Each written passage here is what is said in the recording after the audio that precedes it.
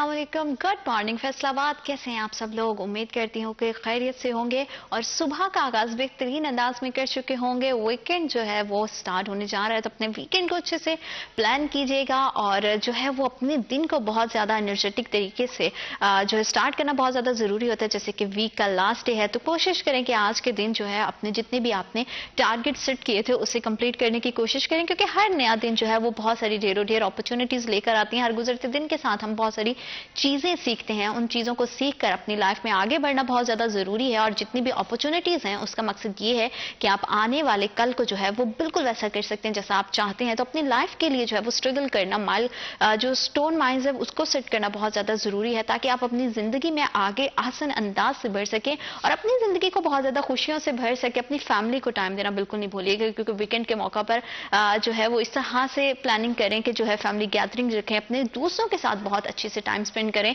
पूरा वीक काफी ज्यादा हेक्टिक गुजर जाता है, आप काफी ज्यादा जो है वो बिजी लाइफ को लेकर चलते हैं, बहुत ज्यादा मामलात होते हैं, लेकिन कोशिश करें कि जब आपको एक फ्री दिन मिले तो भरपूर तरीके से उसे एंजॉय करें, पूरे स्ट्रेस को जो है ना वो रिलीज करें, ताकि आपका बाकी का जो आने वाला वीक है वो बहुत ज्यादा अच्छा और एनर्जेटिक गुजरे। और अपनी जिंदगी को बहुत ज्यादा खूबसूरत और हसीन बनाने की हमेशा से कोशिश करेंगे, तभी मुमकिन है जब आप अपनी जात से मोहब्बत करेंगे। अपने इर्द गिर्द अगर खुद को खुश रखना है तो अपने इर्द गिर्द के माहौल को आपको जो है बहुत पॉजिटिव करना पड़ेगा। नेगेटिविटी बहुत ज्यादा है, तो कोशिश करें कि नेगेटिव लोगों से और नेगेटिव जो एनर्जीज हैं उनसे थोड़ा बचें, दूर रहें, खुश रहें, दूसरों को भी खुश रखें। और आज शहर फैसलाबाद का मौसम कैसा है ये जानेंगे हमारे स्पेशल सेगमेंट टुडेज वेदर में।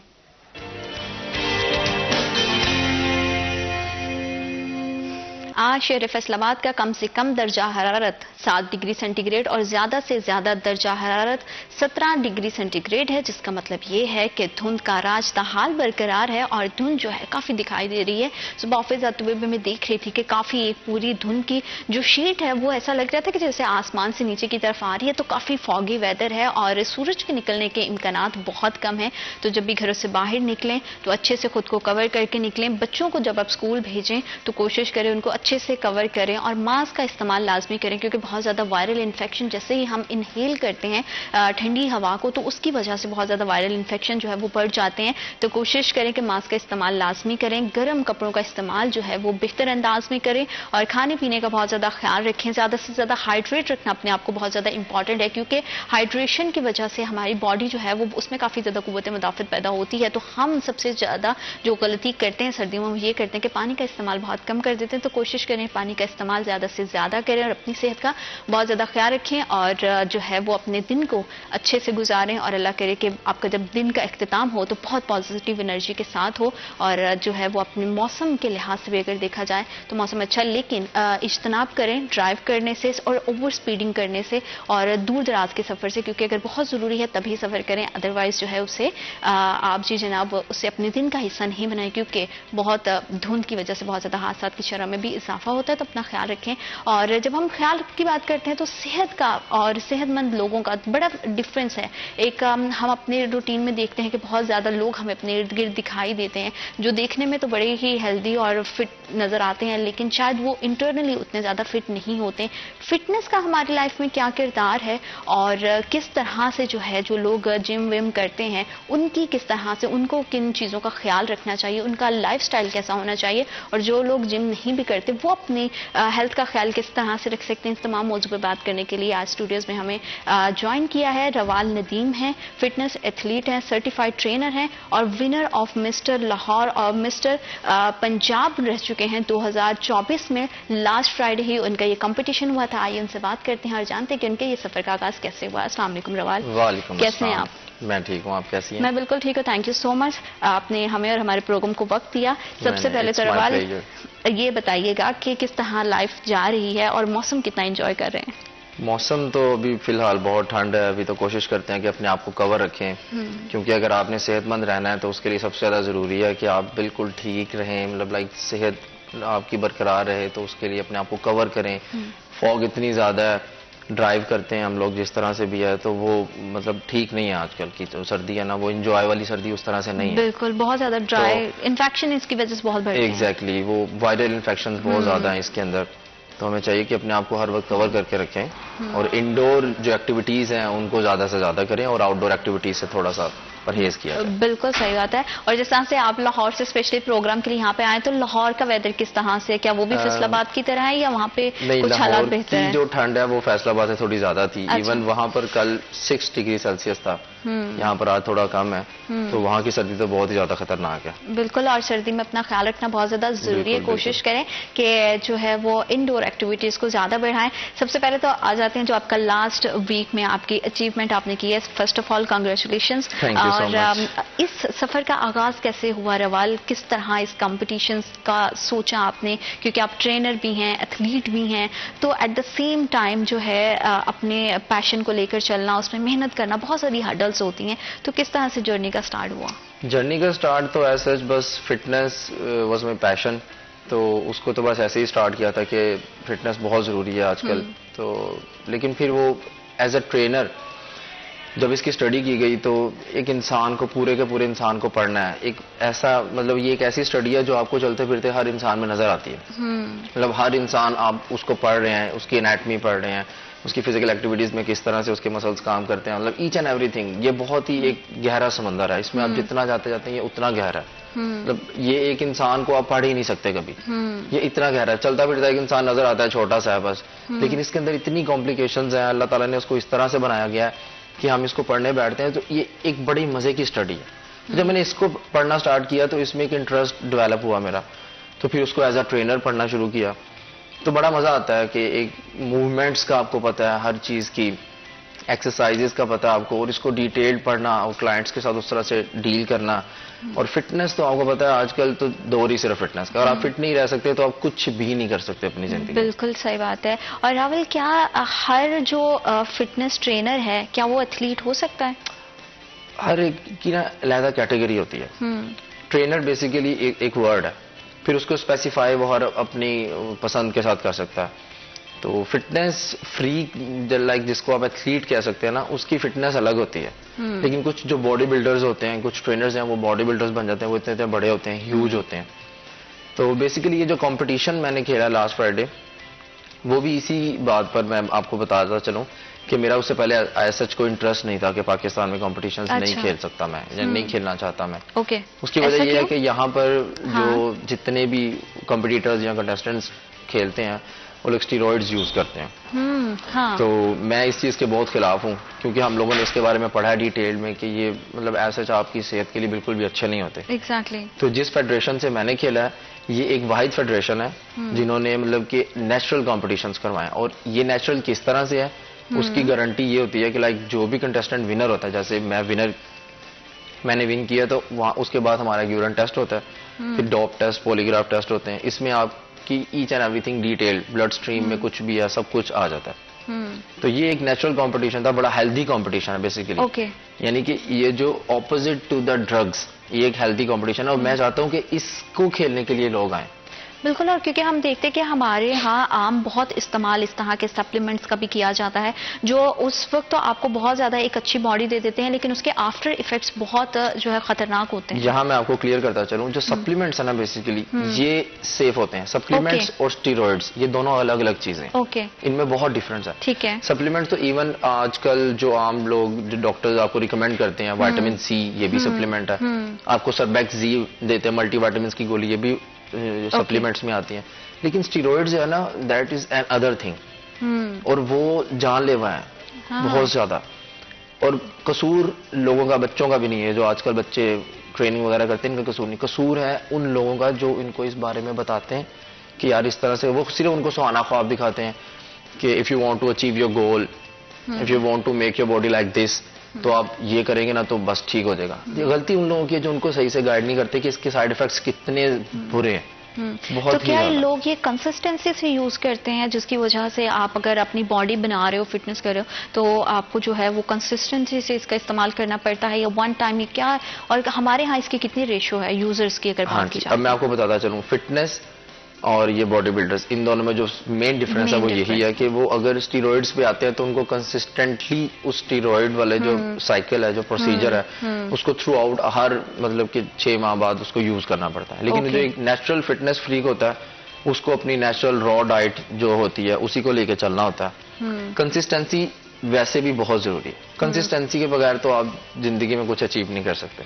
और हमारे यहाँ ज्यादा मेरा ख्याल है कि स्टेरॉयड और इन्हीं चीजों का इस्तेमाल हो रहा है, क्योंकि बड़ा आम लोगों में इसका जो है वो यूज हो गया है और हर जगह से इजीली अवेलेबल भी है। हाँ, अवेलेबल तो हर जगह से है ये, और सस्ता भी बहुत है।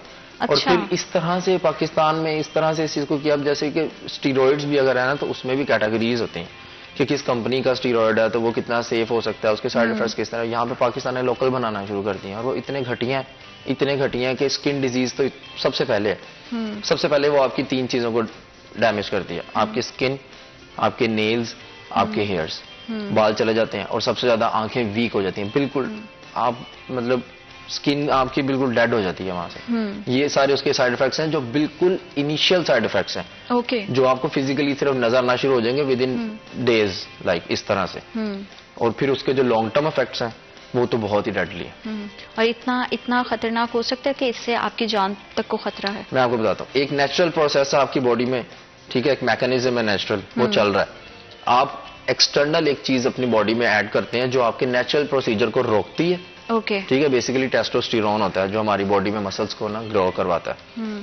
तो वो उसको रोक देती है, आपके नेचुरल प्रोडक्शन को रोक देती है और खुद से अपनी प्रोडक्शन स्टार्ट कर देती है। जब आप एक्सटर्नली कोई चीज लेते हैं इस तरह से, तो अल्लाह के निजाम को जब आप साइड पे करने की कोशिश करते हैं तो उसके साइड इफेक्ट्स आपके सामने वो आएंगे ही आएंगे किसी ना किसी। एग्जैक्टली। और जब नुकसानदेह चीज है और एक ड्रग है, वो स्लो पॉइजनिंग है और वो आपको जाहिर बात है कि अंदर अंदर से खत्म करती जाएगी, तो उसके जो है वो हमें जो है वो टाइम के साथ साथ फिर इफेक्ट्स भी दिखाई देते हैं।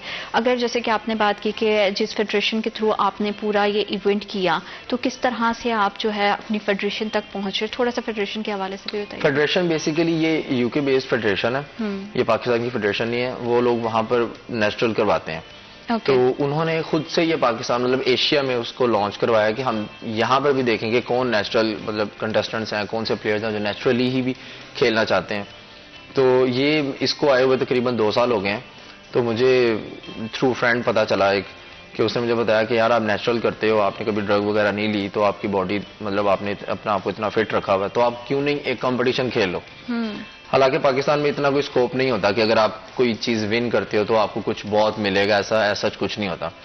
तो मेरा खेलने का मकसद ये था कि एक तो मेरी फील्ड है, एक अच्छा सा एक्सपीरियंस हो जाता है, एक स्टेज एक्सपीरियंस आ जाता है उसके अंदर, और फिर वो सबसे ज्यादा मजा आता है वो बॉडी को उस तरह से आप प्रॉपर लीन करते हैं, एक कंसिस्टेंट एक डिसिप्लिन के साथ। पाकिस्तान में वैसे इवेंट्स होते भी नहीं है और मजीद इस तरह की इवेंट्स की कितनी हमारे यहाँ जरूरत है, और जो है इस तरह की ट्रेनिंग की भी जो ड्रग फ्री हो उसकी भी बहुत ज्यादा इंपॉर्टेंस है। इसी के हवाले से मजीद गुफ्तगू करेंगे। वक्त एक छोटी सी ब्रेक का, will be right back after a short break. Welcome back after a short break. आप देख रहे हैं सिटी एट 10। फिटनेस के हवाले से खूबसूरत दिखाई देना किसे अच्छा नहीं लगता, और आजकल जो है वो फिटनेस का इतना ज़्यादा ट्रेंड बढ़ गया है कि ख़वातीन बहुत ज़्यादा इसके बारे में कॉन्शियस हो गई हैं। मर्द हजरात तो हमने हमेशा से सुना था कि काफ़ी अरसे से पाकिस्तान में ट्रेंड चलता आ रहा है कि जिम जाना, लेकिन अभी हमने कुछ रिसेंटली ईयर्स में देखा है कि ख़वातीन बहुत ज़्यादा जो है वो कॉन्शियस हो गई हैं, उनको किस तरह से अपनी फिटनेस का ख्याल रखना चाहिए। और इस तरह की ख़वातीन जो अपने घरों में बहुत ज़्यादा बिजी होती हैं, अपनी लाइफ में बहुत ज़्यादा बिजी होती हैं और वो जिम नहीं जा पाती, क्या वो भी अपनी फिटनेस का उस तरह से ख्याल रख सकती हैं? क्योंकि सोशल मीडिया के थ्रू हमें बहुत सारा कंटेंट इस तरह का मिल जाता है, तो क्या हर कंटेंट जो है वो उस तरह से फायदेमंद साबित होता है या नहीं? इसी हवाले से मजीद गुफ्तगू करेंगे। जैसे कि आपने पहले भी बताया है कि आप माशाल्लाह से ट्रेनिंग भी करवाते हैं, और हम बात भी कर रहे थे ब्रेक में, तो ख़वातीन में बहुत ज़्यादा हमने देखा है कि जो है फिटनेस का रुझान बढ़ गया है। तो आप क्या समझते हैं कि ये ट्रेंड और कितना बढ़ेगा, और अभी जितनी अवेयरनेस लोगों में है वो काफ़ी है?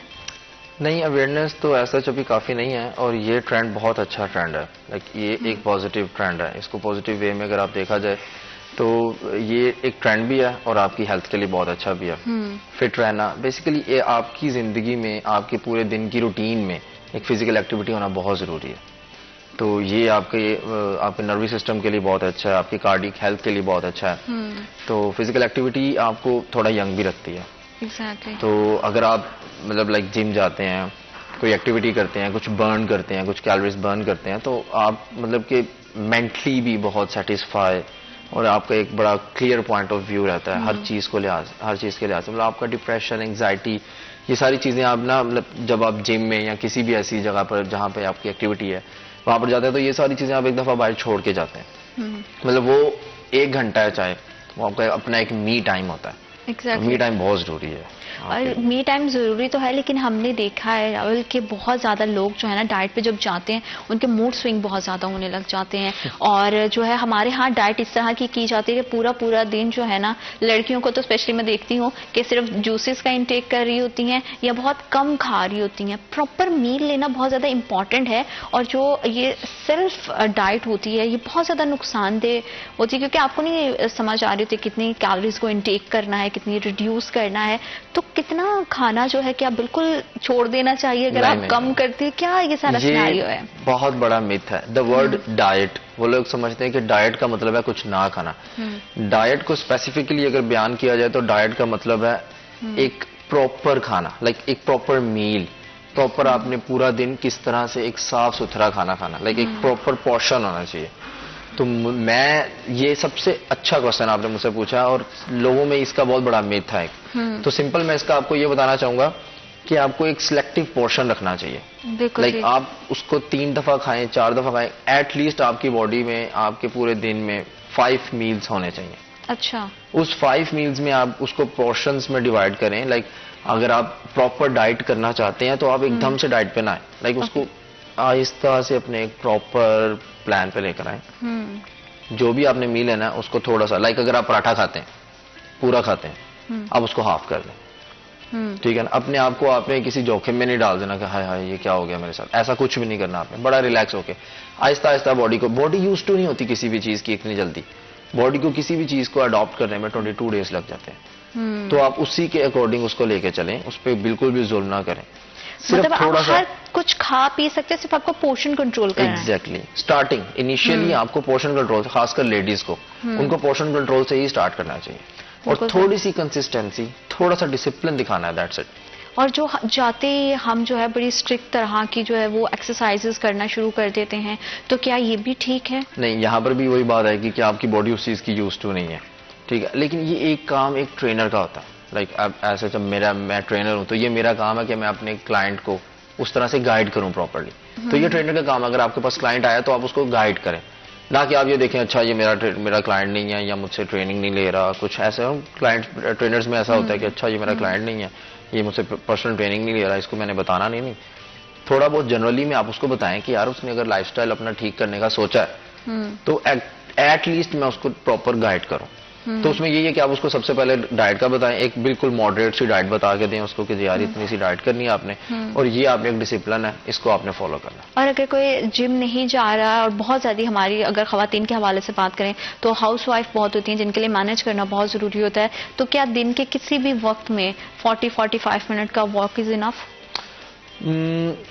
किसी भी वक्त से बेहतर है कि आप एम्प्टी स्टमक वर्कआउट करें। लाइक सुबह उठे आप, बिल्कुल जिसको हमने हार्ट बोलते हैं, तो आप एम्प्टी स्टमक वॉक के लिए जाएं, बाहर थोड़ी सी एक्सरसाइज करें। वॉक के अलावा बॉडी मूवमेंट्स, थोड़ी सी एक्सरसाइज वगैरह बहुत ज्यादा जरूरी हैं ताकि आपके मसल थोड़े रिलैक्स हों, थोड़े खुलें, स्ट्रेच हों, तो आपका पूरा दिन बहुत एक्टिव, बहुत अच्छा गुजरता है। तो ये एक फिजिकल एक्टिविटी जब आप थोड़ी सी ऐड करेंगे ना तो आपकी जो डे रूटीन है उसमें एक डिसिप्लिन ऐड हो जाएगा कि जी इतनी देर के लिए मैंने यहाँ जाना है। वो जब डिसिप्लिन ऐड होता जाएगा फिर आप उसको आहिस्ता आहिस्ता आहिस्ता उसकी वो एक्सरसाइज का जो है वो पैटर्न वो बढ़ता जाएगा, फिर आप जिम भी मूव कर जाएंगी। आपको पता है जब 1 घंटा निकाला हुआ मैंने तो एम्प्टी स्टमक सबसे बेस्ट है।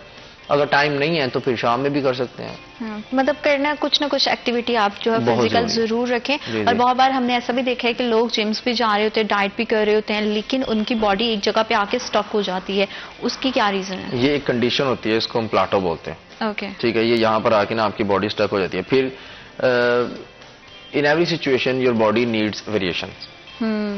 कभी कभार ऐसे होता है कि रिजल्ट्स तब नहीं मिलते जब आपकी बॉडी सैचुरेट हो जाती है। अच्छा, सैचुरेट कंडीशन में आपको रिजल्ट्स नहीं मिलते। लाइक आपकी बॉडी, मैंने आपको बताया कि 22 डेज में किसी भी चीज को अडॉप्ट कर लेती है। बड़ी आप कह सकते हैं कि ये कॉम्प्लिकेशंस हैं इस चीज में, बड़ी सियानी होती है हमारी बॉडी, वो फौरन किसी भी चीज को यूज टू कर लेती है। अच्छा अब इसने यही करना है, तो उसको हमेशा वेरिएट करते रहना। कभी डाइट प्लान को वेरिएट कर दिया, कभी आपके एक्सरसाइज प्लान को वेरिएट कर दिया, कभी आपने अपने एनवायरनमेंट को थोड़ा सा चेंज कर लिया। हम इस तरह से करके ना बॉडी को आप जितना कंफ्यूज रखेंगे जितना शौक रखेंगे वो आपको रिजल्ट्स देती रहेगी। और कितना टाइम के बाद जो है वो आपको एक्सरसाइज और अपनी डाइट को चेंज कर लेना चाहिए? जो एक नॉर्मल मैंने आपको बताया ये 22 डेज का पैटर्न होता है, मतलब एक मंथ आप कोई भी पैटर्न फॉलो करें और उसके बाद उसको चेंज कर दें। जैसे ही बॉडी उसकी यूज टू होने लगे आप उसको अगला शौक दे दें कि जी अब ये आ गया। और जैसे कि बहुत बार हमने इस तरह से भी देखा है कि लोग वीक में एक दिन जो है वो आर्म एक्सरसाइज कर रहे होते हैं, एक दिन थाइस का कर रहे होते हैं, इस तरह से। तो ये डिफरेंट करता रहना चाहिए या आपको एक ही तरह का पैटर्न को फॉलो करते रहना चाहिए 22 डेज के लिए या फिर 1 मंथ के लिए? ये बेसिकली ना ये प्रोग्राम होते हैं, ये इसको प्रोग्राम डेवलपमेंट बोलते हैं। आप अपने मसल्स को डिवाइड करते हैं थ्रू आउट द वीक। जो आप प्रॉपर जिम जाते हैं तो उसके लिए फिर ये होता है कि आप अपने मसल्स को जैसे लोअर बॉडी को अलग से लगाते हैं, अपर बॉडी को अलग से लगाते हैं। कुछ लोग पुश पुल और लेग्स लगाते हैं, कुछ जो मसल्स हैं वो पुश में आते हैं, कुछ पुल में आते हैं, कुछ लेग्स में आते हैं। मतलब इस तरह से ना मसल्स को डिवाइड किया जाता है। मतलब वो वीक में ट्वाइस अ वीक वो ये पूरा पैटर्न फॉलो करते हैं। और एक चीज हमने बड़ी देखी है रावल के हमारे यहाँ ना, अगर एक चीज से आपको फायदा हो रहा है ना, आपने बताया मुझे, हम बैठे हैं, आपने बताया मुझे इस चीज से फायदा हो रहा है, दूसरा पर्सन उसी को सेम फॉलो करना शुरू कर देता है और उसको उस तरह से जो है ना वो बेनिफिट नहीं मिलता या रिजल्ट्स नहीं मिलता है, तो उसके बाद लोग मायूस हो जाते हैं। ये चीज कितनी गलत है, क्योंकि हर बॉडी डिफरेंट है, हर बॉडी का मैकेनिज्म डिफरेंट है। एग्जैक्टली बॉडी टाइप के अकॉर्डिंग ही हर चीज। अब एक दवाई हर बंदे पे असर नहीं कर सकती। अब एक चीज हर बंदे को सूटेबल नहीं हो सकती, क्योंकि हर एक के ऊपर बॉडी टाइप के अकॉर्डिंग ही हमें इंप्लीमेंट करवाना पड़ता है। एक ट्रेनर का यही तो काम है, वरना तो वो एक ऐसे लिख दे कि जी ये चार्ट है प्रॉपर, जो भी क्लाइंट आएगा ये इस चार्ट को पढ़े और एक्सरसाइज शुरू कर दे। ट्रेनर का कोई काम नहीं है। बॉडी टाइप के अकॉर्डिंग, अब जैसे बॉडीज होती हैं, मैं आपको बताता हूँ बड़ा सिंपल सा है। हमारी 3 टाइप की बॉडी टाइप्स होती हैं, एक एक्टोमॉर्फिक होती है, एक एंडोमॉर्फिक होती है, एक मेसोमॉर्फिक होती है। अब ये बॉडी टाइप्स होती हैं, इसके अकॉर्डिंग हमें हर बंदे को जज करना पड़ता है कि कौन सी जो बॉडी टाइप है उसमें मसल मैस जल्दी आ जाता है, कौन सी बॉडी टाइप है जिसमें वो वेट जल्दी गेन कर लेगा। तो हमें उसके अकॉर्डिंग उसके डाइट प्लान बनाने पड़ते हैं। सबसे मुश्किल चीज और सबसे कॉम्प्लिकेटेड और सबसे सेंसिटिव चीज आपका डाइट प्लान होता है। अब उन लोगों को लगता है कि एक ट्रेनर है, इसको हम एक मैसेज करेंगे यार डाइट प्लान सेंड करना, वो फौरन सेंड कर देगा। हाँ, ये बहुत चल भी रहा था ना व्हाट्सएप ग्रुप पे, इंस्टाग्राम पे लोग ऑनलाइन जो है वो ट्रेनिंग्स और डाइट चार्ट बना के आपको दे रहे होते हैं। उन्होंने कभी आपको देखा नहीं है, कुछ भी नहीं है, आपसे जस्ट पूछते हैं अच्छा आपका वेट क्या है, एज क्या है, जेंडर क्या है, अंदाज से, और उसके अकॉर्डिंग जो है वो ऑनलाइन बहुत ज्यादा सर्विसेज चल रही होती है और बहुत अच्छा खासा उनका चार्ज भी किया जाता है। और बहुत बार ऐसा भी देखा है हमने कि जो है खवातीन की बॉडी का जो फैट है वो बड़ा देर से जाता है और मर्द हजरात एकदम से लीन हो जाते हैं। इसके पीछे क्या वजह है, इसी हवाले से मजीद बात करेंगे। वक्त छोटी सी break, will be right back after a short break.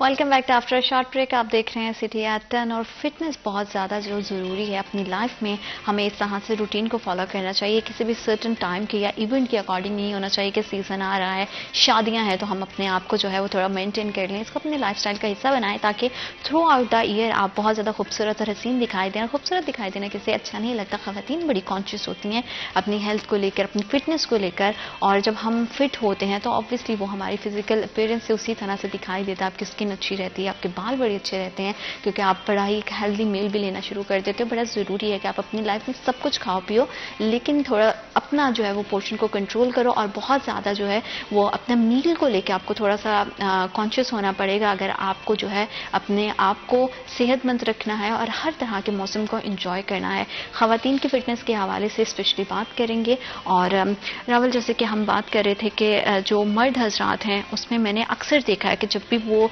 Training start करते हैं, जिम ज्वाइन करते हैं, तो बहुत जल्दी उनका फैट जो है वो रिड्यूस होता है। लेकिन रादर देन दूसरा तरफ अगर हम देखते हैं ख़वातीन के हवाले से, उनको बड़ा टाइम लग जाता है, तो इसकी क्या वजह है? ये एक अच्छा क्वेश्चन है, लेकिन the difference between male and female के मेल जो हैं वो थोड़ा ज़्यादा कंसिस्टेंट भी रह जाते हैं, थोड़ा डिसिप्लिन भी रख जाते हैं, लेकिन लेडीज़ में कॉम्प्लिकेशन ज़्यादा होती हैं। स्पेशली जो मैरिड वुमेन होती हैं या जिनके बेबीज होते हैं तो उनकी कॉम्प्लिकेशन ज़्यादा होती हैं। उनका जो फैट है वो थोड़ा स्टबन होता है, लाइक लोअर बॉडी फैट उनका तो है वो थोड़ा स्टबन होता है। वैसे तो बॉडी अपने बॉडी टाइप के अकॉर्डिंग फैट लॉस करती है, हर बॉडी अपने अकॉर्डिंग ही फैट लॉस करती है। किसी में बॉडी में कहीं से मसल फैट जो फैट लॉस है वो पहले होता है, किसी बॉडी में कहीं बाद में होता है, मतलब लाइक इस तरह से होता है। लेकिन कंपैरेटिवली जो औरतें हैं स्पेशली लड़कियां नहीं, जो औरतें हैं उनका वेट थोड़ा सा देर से जाता है, क्योंकि वो मैरिड होती हैं, फिर उन्होंने बहुत सी चीज़ें इस तरह की देखी होती हैं, तो स्टबन फैट होता है। लेकिन कंसिस्टेंसी और डिसिप्लिन से वो जा सकता है। और दूसरी बात जो सबसे ज़रूरी बात है कि औरतों को अपने आप को फिट रखना और अच्छा दिखने की सबसे, तो मैं उनको बताता चलूँ कि फिटनेस एक ऐसी चीज़ है जो आपको जवान और खूबसूरत दोनों एट द सेम टाइम रख सकती है। जितना ज्यादा फिट रहेंगी और लोगों को ये भी बड़ा लगता है कि अगर आपका वेट कम है तो आप फिट हो। हालांकि बहुत सारे ऐसे मैंने लोग देखे हैं जो वेट बहुत कम कर लेते हैं और एकदम से स्किन खिंच जाती है, बहुत ज्यादा मसल्स पेन होना शुरू कर देते हैं और वो बिल्कुल भी जो है उतना एक्टिव नहीं होते हैं। तो हेल्दी होने में, हेल्दी फिट होने में और वेट को कम करना, इन दोनों चीजों में कितना डिफरेंस है? इन दोनों चीजों में बहुत ज्यादा डिफरेंस है। लाइक आपको एक डिसिप्लिन के साथ वेट कम करना है, ठीक है, कि आपकी बॉडी में जो किसी चीज़ की डेफिशिएंसी ना हो, जो आपकी बॉडी की डेली रिक्वायरमेंट्स हैं वो थ्रू आउट पूरी होती रहे। आपको एक हेल्दी वेट लॉस करना है। मैं आप एक सिंपल सा बात बता दूं कि डॉक्टर्स जो रिकमेंड करते हैं वो कहते हैं कि 2.5 kg in a month is a healthy weight loss. अगर आप कहें कि मैंने 1 महीने में 5 किलो वजन कम कर लेना, या आपको कोई ट्रेनर ऐसा कह रहा है कि मैं आपका 1 महीने में 5 किलो 10 किलो वजन कम कर दूंगा, तो उस ट्रेनर से फौरन दूर। उसे क्या नहीं भाई, क्योंकि वो हेल्दी वेट लॉस नहीं है। लेकिन हमारी पब्लिक ज्यादा उसी की तरफ जाती है। exactly, क्योंकि हम देखते हैं कि ट्रेनर तो कहे नहीं कहे, सोशल मीडिया पे ऐसे बहुत ज्यादा प्रोग्राम्स हम देखते हैं कि 1 वीक में 10 kg, 1 वीक में 7 kg, और लोग उसको फॉलो भी कर रहे होते हैं। ये गलत है। वो लोग पैसे कमा रहे हैं और अपने पैसे कमाने के लिए लोगों को गलत रास्ते पर ला रहे हैं। क्योंकि ये एक चीज इतनी खूबसूरत लगती है ना सुनने में कि अच्छा 1 महीने में 5 किलो। आप ये देखो उस वेट को गेन करने में आपने कितना टाइम लगाया है, ठीक है, और उस वेट को अगर आप लूज करेंगे तो इतनी कम टाइम में करेंगे तो वो कितनी ज्यादती है आपकी अपनी बॉडी के साथ। आपकी स्किन बिल्कुल डेड हो जाती है, आपकी बिल्कुल आंखों के नीचे से हल्के पड़ जाते हैं, मतलब हर चीज आपकी बॉडी में डेफिशिएंसी है, क्रैम्प्स है आपकी बॉडी में, और फिर आस्ता आस्ता थ्रू आउट बहुत सी ऐसी चीजें आपकी बॉडी में होने लग जाती हैं जिनकी आपको पता भी नहीं स्टार्ट हो जाता है, आपको स्किन के इश्यूज हो जाते हैं। बहुत ज्यादा लोगों को जो है वो एक्ने का इशू आ जाता है, जैसे आपने बोला। और पानी का इस्तेमाल कितना ज्यादा इंपॉर्टेंट है? 70% हमारी बॉडी जो है वो पानी पे चलती है, आपको पता है। तो पानी का इस्तेमाल सर्दियों में तो खासकर ज़्यादा करना चाहिए, क्योंकि सर्दियों में हम भूल जाते हैं पानी पीना। तो पानी एक ऐसी चीज़ है जो आपको ज़िंदा रखती है। और जिस तरह आपने स्किन, नेल्स, हेयर्स इनकी बात की, ये सब कनेक्टेड है आपके मल्टीविटामिन्स के साथ। आपकी बॉडी के अंदर जो विटामिन्स हैं वो भी आपकी डाइट से मतलब कि वो लिंक रखते हैं पूरी तरह से। तो विटामिन्स बहुत ज़्यादा ज़रूरी है। विटामिन्स आपको डाइट से ही मिलते हैं, आपकी सब्जियाँ हैं, आपके फल हैं, ठीक है। फिर मल्टीविटामिन्स वैसे भी एक्सटर्नली लेते हैं, खासकर विटामिन डी, जिस पे आपको बात करनी चाहिए, हमें बात करनी चाहिए कि आजकल जिस मौसम में हम लोग रह रहे हैं हमें धूप नहीं मिलती। धूप तो बिल्कुल भी नहीं। हाँ बिल्कुल। और जिस जनरेशन, जो आजकल की जनरेशन है वो तो सूरज देखते भी नहीं है। जिस टाइम में सूरज ने विटामिन डी देना वो लोग वो टाइम देखते भी नहीं है। तो विटामिन डी एक ऐसा विटामिन है जो हमारी बॉडी खुद से नहीं बनाती, उसको भी हमें एक्सटर्नली लेना पड़ता है, या धूप से या दूध से, या और भी बहुत सी उसकी फिर एक्सटर्नली उसके सप्लीमेंट्स हैं, तो वहां से हमें विटामिन डी लेना चाहिए। मतलब कि सप्लीमेंट जो है वो आप टेंशन फ्री होकर यूज कर सकते हो, जैसे कि आपने पहले भी मेंशन किया था कि उसका कोई इस तरह से नुकसानात नहीं है। कोई भी मेडिसिन जो है वो मेडिकल स्टोर पे आपको पता है ऐसे नहीं आती, लाइक वो अप्रूव होके आती है, रजिस्टर्ड होके आती है। तो विटामिन की जितनी लाइक सप्लीमेंट्स मिलेंगे आपको मल्टीविटामिन्स के, उसके अलावा भी, तो वो सेफ है। ओके। लेकिन लेडीज जिस तरह से अब फौरन से विटामिन वगैरह घबरा जाती हैं कि मैं क्यों लेने लग गई हूँ, पता नहीं शायद मैं बीमार हूँ, ऐसा कुछ नहीं है। ये आपकी बॉडी की डेली रिक्वायरमेंट में मतलब कि शामिल है, इसको ये जरूरी है बहुत ज्यादा। और जो प्रोटीन शेक्स वगैरह है, और क्या उसको फीमेल्स भी उसी तरह से इस्तेमाल कर सकती हैं, या ये स्पेसिफिक अगर ट्रेनर्स आपको रिकमेंड कर रहे हैं तो ही आपको यूज करने चाहिए? बेसिकली द वर्ड प्रोटीन जो है ना, ये इसी तरह से है कि जिस तरह आपकी बॉडी को पानी की जरूरत है। प्रोटीन कोई मसल बिल्डिंग प्रोसीजर उसका कोई इतना खास नहीं है। प्रोटीन आपकी बॉडी में अगर आप 100% ले रहे हैं तो उसका 90% जो रोल है वो आपकी बॉडी के इंटरनल ऑर्गन्स, इंटरनल मैकेनिज्म को रन करना है। ओके। और जो बाकी का 10% प्रोटीन है जो आपकी बॉडी की रिक्वायरमेंट के अलग आपको मिला, अलग अगर आपने ज्यादा लिया है, उतना लिया आपने, तो वो जो 10% बचा है वो आपके लिवर्स में और मसल्स में स्टोर होगा, वो आपकी मसल बिल्डिंग में काम आता है। हम लोग समझते हैं पता नहीं प्रोटीन है तो पता नहीं क्या हो जाएगा, वो एक जरूरी कंटेंट है आपकी बॉडी का।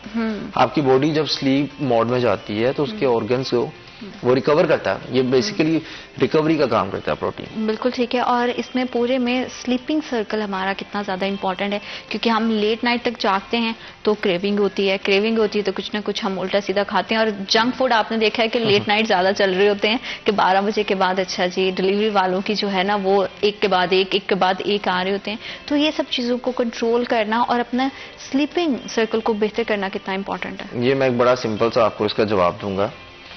मैं हमारे मजहब से रिलेटेड इसको थोड़ा सा करूंगा कि हमारे नबी सल्लल्लाहु अलैहि वसल्लम ने भी फरमाया कि इशा के बाद सो जाओ और खाना भी उससे भी पहले खा लो।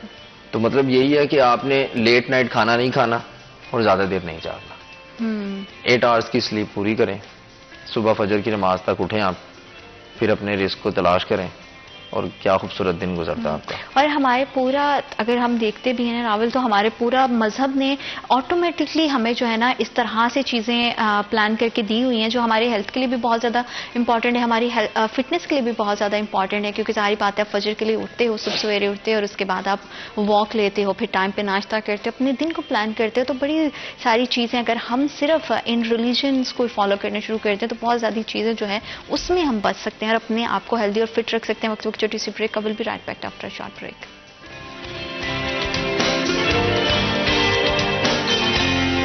Welcome back after short break. आप देख रहे हैं सिटी एट 10 और फिटनेस के हवाले से जो है बड़ी मज़ेदार सी गपशप जारी है कि किस तरह से आप अपने आप को फिट रख सकते हैं।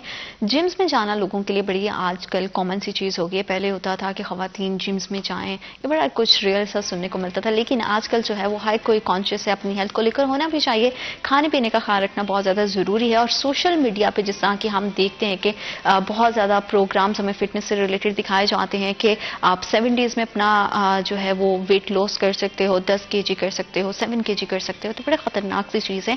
हमेशा से हर चीज़ को जो है बैलेंस रख के चलना चाहिए ताकि आप सेहतमंद रह सकें, अपनी ज़िंदगी को भरपूर तरीके से इंजॉय कर सकें। और कोशिश करें कि सोशल मीडिया प्लेटफॉर्म्स को जो है वो पॉजिटिव चीज़ों के लिए यूज़ करें। इस तरह के प्रोग्राम से दूर रहें जो जिसकी कोई ऑथेंटिसिटी नहीं है। ऑथेंटिसिटी होना बहुत ज़्यादा इंपॉर्टेंट है। तो उसके लिए ज़रूरी है कि आप अपनी डाइट को अच्छा करें, हल्की फुल्की एक्सरसाइज को जो है वो आगे लेकर चलें।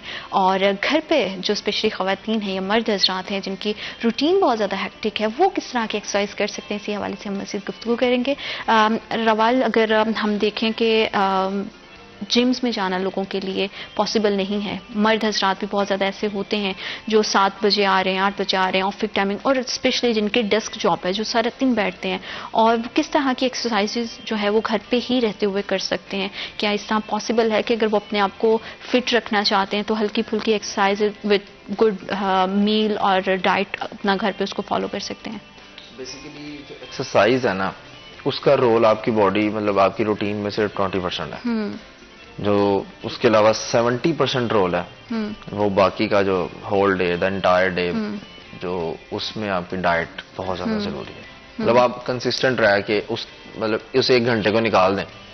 ठीक है, आप 12 घंटे अगर आप जागते हैं तो उस 1 घंटे को एक्सरसाइज वाले को निकालें, तो बाकी के 11 घंटे में जो आपने खाना क्या है वो बहुत इंपॉर्टेंट है। फिर से उस 1 घंटे को निकाल दें और बाकी के 8 घंटे जिसमें आपने सोना है, क्योंकि जब आप रेस्ट मोड पे जाएंगे, जब आप रात की नींद लेंगे तो ही आपके मसल्स रिकवर होंगे, तब ही आपकी बॉडी रेस्ट में जाएगी और रिकवर होगी, तो आपको उस 1 घंटे का फायदा होगा।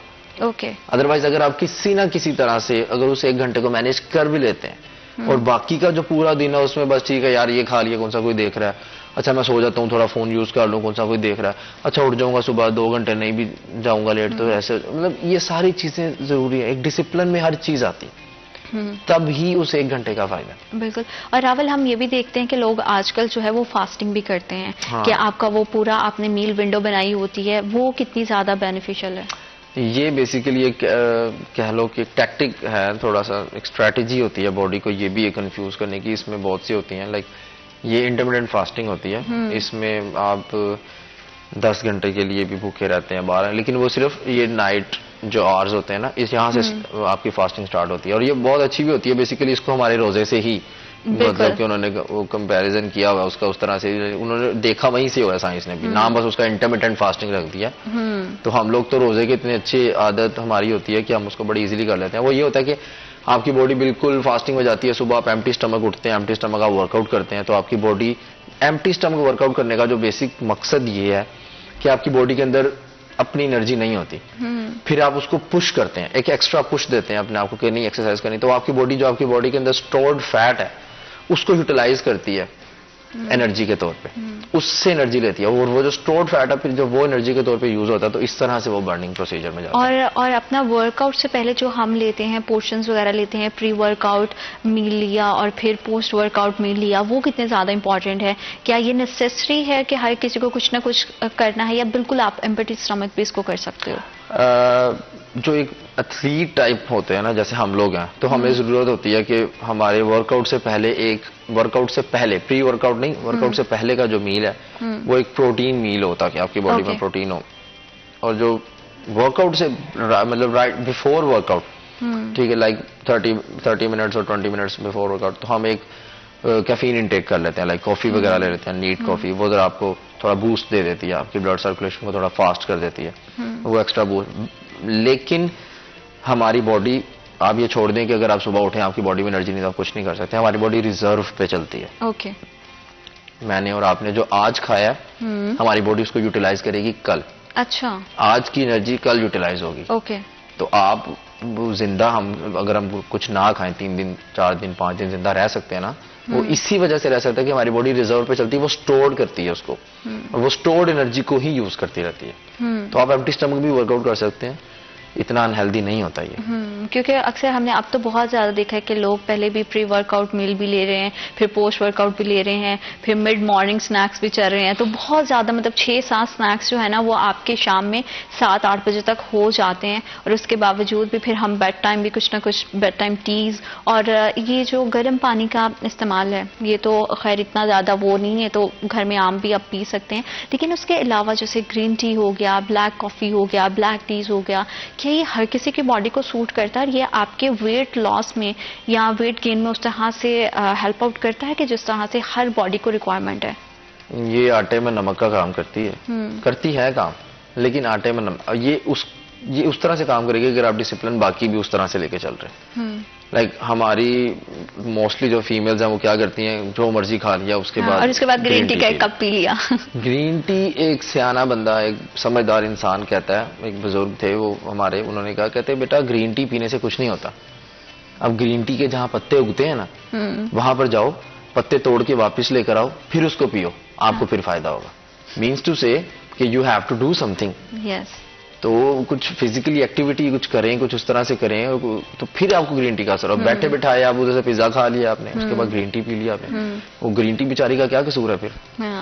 क्योंकि वो अगर हम देखें भी तो आप सब कुछ खा रहे होते, सिर्फ चाय जो है वो आप बिना चीनी के पी रहे होते हो, ग्रीन टी जो है उसमें हमें चीनी नहीं चाहिए होती है, तो एग्जैक्ट हम अपने ही मतलब ना वो टेस्ट बर्ड के अकॉर्डिंग चीजों को कर लेते हैं, कैटेगराइज कर लेते हैं, अच्छा इसमें हम चीनी का इस्तेमाल करेंगे, इसमें नहीं करेंगे। तो क्या जब आप एक्सरसाइज कर रहे होते हो और जारी बात है डाइट भी साथ में चल रही होती है, तो उसमें चीट डे कितना ज्यादा इंपॉर्टेंट है? क्योंकि आप जारी बात है ह्यूमन बीइंग हो, आपको बॉडी को रिक्वायरमेंट होती है मीठे की भी या डिफरेंट तरह की चीजों की, तो आपका रिकमेंड करते हो एज अ ट्रेनर कि आपको एक दिन जरूर रखना चाहिए अपना चीट डे? मैं आपको पहले आपके दोनों क्वेश्चंस का जवाब दूंगा। जो चीनी है बेसिकली, ये व्हाइट शुगर, ये बहुत खतरनाक है। आप ये बहुत ज्यादा प्रोसेस्ड होती है, प्रोसेस्ड चीजों से वैसे ही दूर रहना चाहिए, चीनी से दूर रहें। आपको अपना स्वीटेंट चाहिए तो आप हनी यूज करें, कुछ नहीं मिलता तो गुड़ यूज करें, ठीक है ना, तो वो आपके टेस्ट बड्स को मेंटेन रखता रहता है। खजूर खाएं, सबसे बेहतरीन चीज है,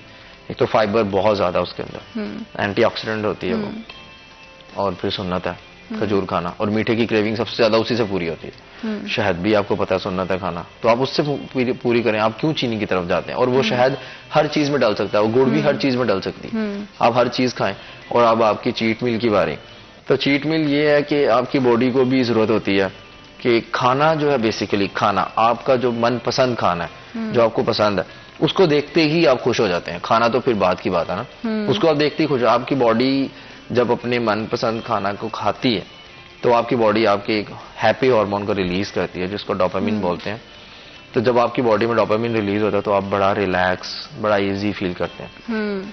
तो चीट मील जरूरी है, लेकिन चीट मील की टाइमिंग बहुत ज्यादा जरूरी है। अच्छा, कोशिश करें कि रात में चीट मील ना करें, क्योंकि वो आपकी बॉडी इतना हैवी खाने की यूज टू नहीं होती पिछले 6 दिनों से, और फिर 7वें दिन आप उसको चीट मील भी देते हैं और रात को 12 बजे देते हैं, वो भी पिज्जा खा के देते हैं, तो ये फिर जाती है बॉडी। मतलब कि आप सब कुछ खा सकते हैं, पोर्शन कंट्रोल करना है, टाइमिंग का ख्याल रखना है और पानी ज्यादा से ज्यादा पीना है। कुछ बेसिक चीजें हैं कि जिसका इस्तेमाल करना है। रावल, आपका बहुत शुक्रिया, आपने हमें और हमारे प्रोग्राम को वक्त दिया और इतनी डिटेल चीजें जो है हमारी ऑडियंस के साथ शेयर की। आप सब कुछ खाइए पिए, मौसम को भरपूर तरीके से एंजॉय कीजिए, लेकिन अगर आप डाइट पे और मीठे की क्रेविंग हो रही है और खजूर का कहा गया, तो इसका ये मतलब नहीं कि आपने जो है वो बाउल भर के रख लिया और उसको खाना शुरू कर दिया। हर चीज का जो इस्तेमाल है वो बैलेंस होना चाहिए, ताकि आप बहुत हेल्दी लाइफस्टाइल को जो है वो अडॉप्ट भी करें और इसे थ्रू आउट द लाइफ लेकर चलें अगर आपको सेहतमंद रहना है। वक्त एक छोटी सी ब्रेक का, will be right back after a short break.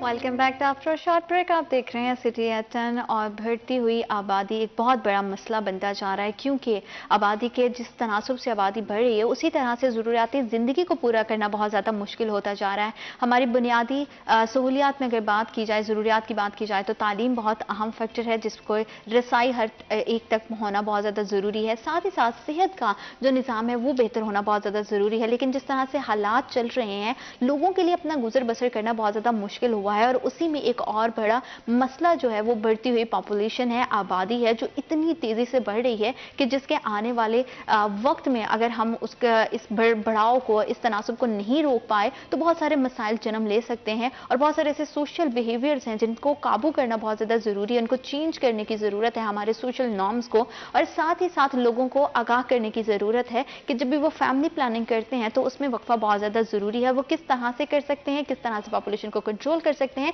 इन तमाम मौजूद पर बात करने के लिए आज हमें स्टूडियोज में ज्वाइन किया है Tayyaba Azam Khan, district population welfare officer Faisalabad. अस्सलाम वालेकुम, कैसी हैं आप?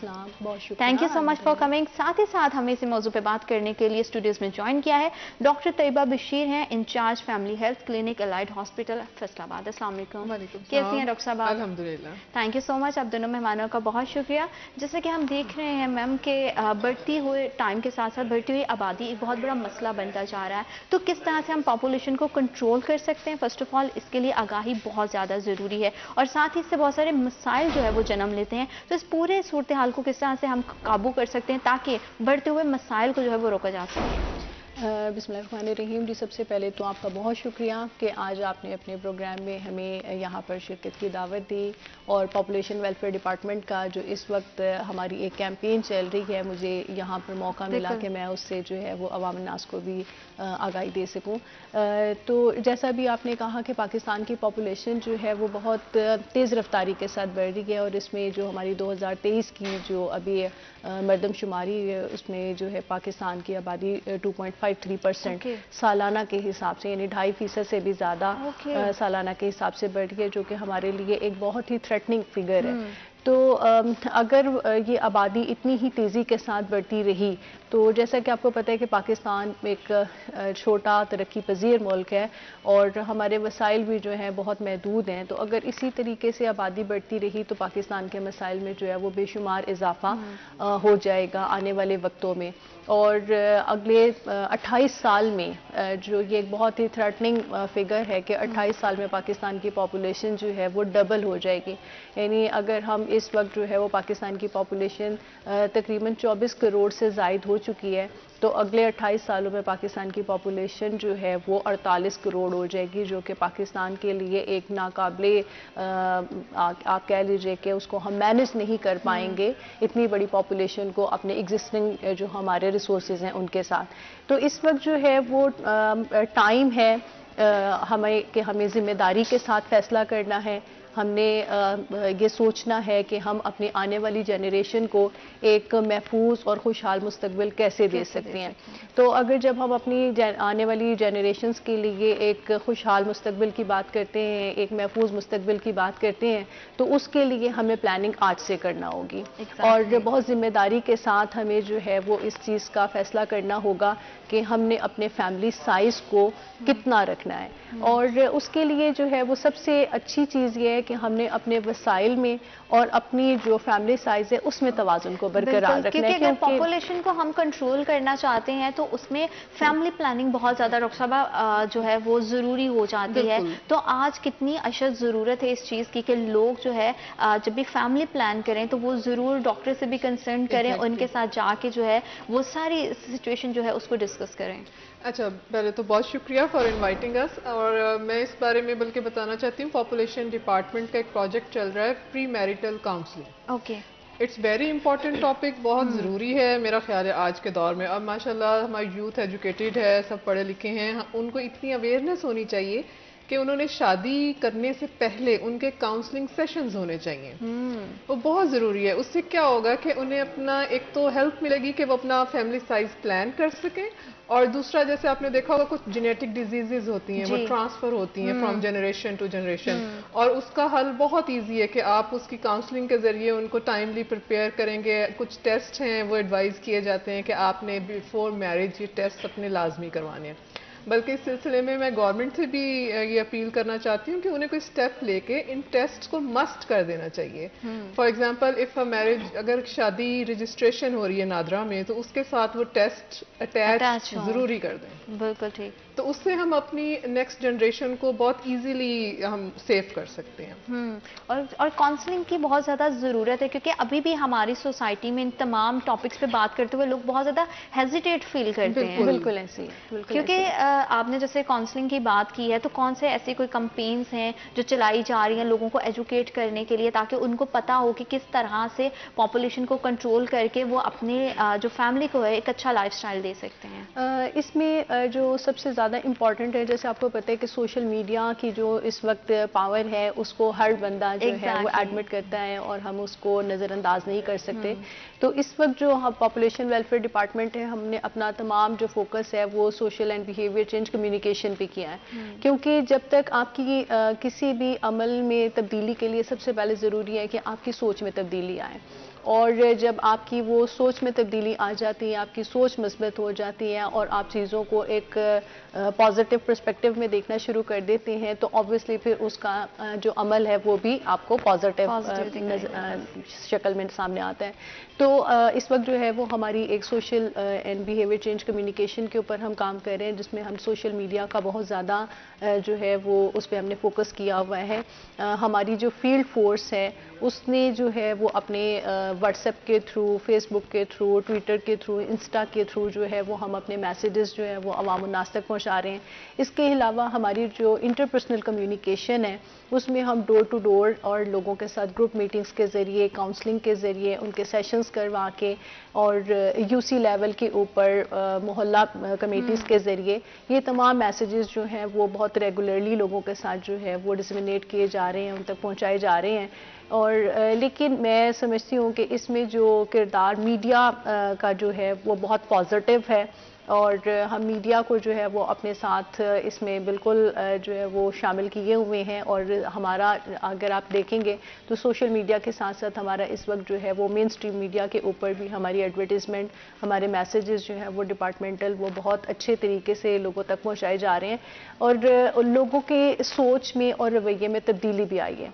अब देखिए कि जो फैमिली साइज़ कभी जो है वो 8-10 बच्चों पे मुश्तमिल होता था, वो अब कम होते होते जो है वो तकरीबन 3 से 4, और जो अच्छे फैमिली एजुकेटेड फैमिलीज़ हैं उनके जहाँ पर जो है अवेयरनेस लेवल ज़्यादा है, उन्होंने तो बिल्कुल अपने जो फैमिली साइज़ है वो अपने रिसोर्सेज के मुताबिक कर लिया है, ताकि हम अपने बच्चों को जो है वो अच्छी एजुकेशन दे सकें। जैसे अभी आपने बात स्टार्ट में ही की थी, तो एजुकेशन से स्टार्ट लिया था, तो सबकी ख्वाहिश है कि हमारे बच्चे जो है वो अच्छी एजुकेशन हासिल कर सकें।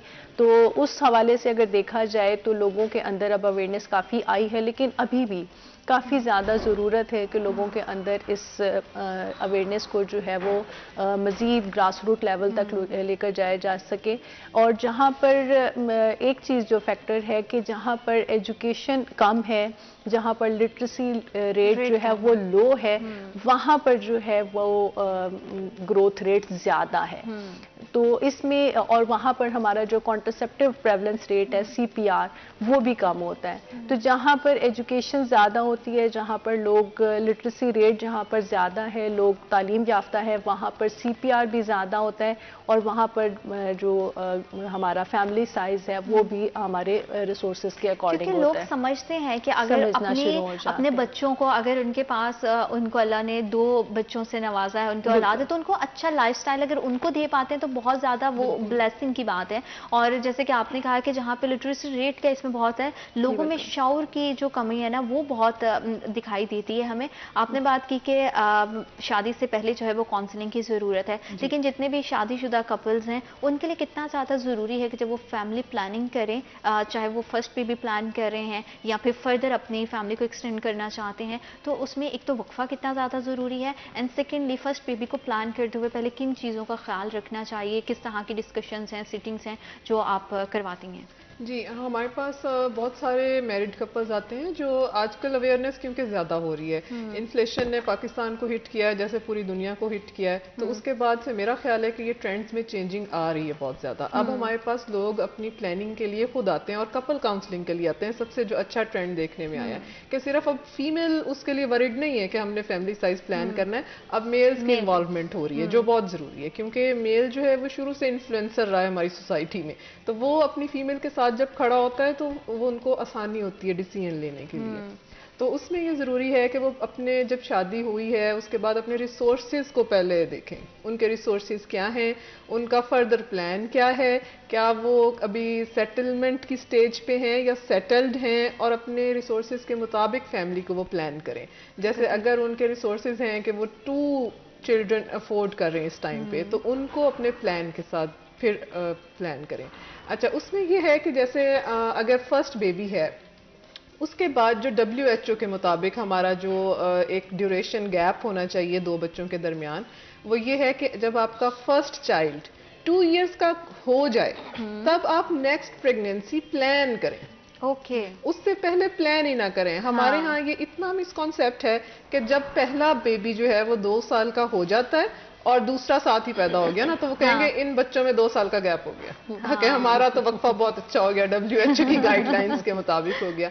तो ऐसा नहीं है, जब आपका फर्स्ट बेबी 2 इयर्स का हो जाए आप उसकी बर्थडे कर लें, सेकंड बर्थडे कर लें, उसके बाद प्लान करें नेक्स्ट को, ताकि जब वो 3 इयर्स के अराउंड हो तब नेक्स्ट बेबी हो। हाँ, और वो भी अपने रिसोर्स के अकॉर्डिंग आप उसको अफोर्ड करते हैं तो वो चीज करें, वरना हमारे यहाँ ये होता है कि इस चीज को गलत भी बहुत समझा जाता है। एजुकेशन की बहुत ज्यादा जरूरत है, ये समझने की जरूरत है कि आपकी ही जिंदगी को आसान करने के लिए सारी प्लानिंग की जा रही है। तो आप समझते हैं कि लोगों की तरफ से वैसा फीडबैक आ रहा है जिस तरह की जो है वो कोशिशें और स्ट्रगल की जा रही है डिपार्टमेंट की तरफ से? फीडबैक हमें काफ़ी अच्छा भी मिल रहा होता है, लेकिन अभी वही जैसे मैंने पहले भी बात की कि अभी मज़ीद बहुत ज़्यादा काम करने की ज़रूरत है।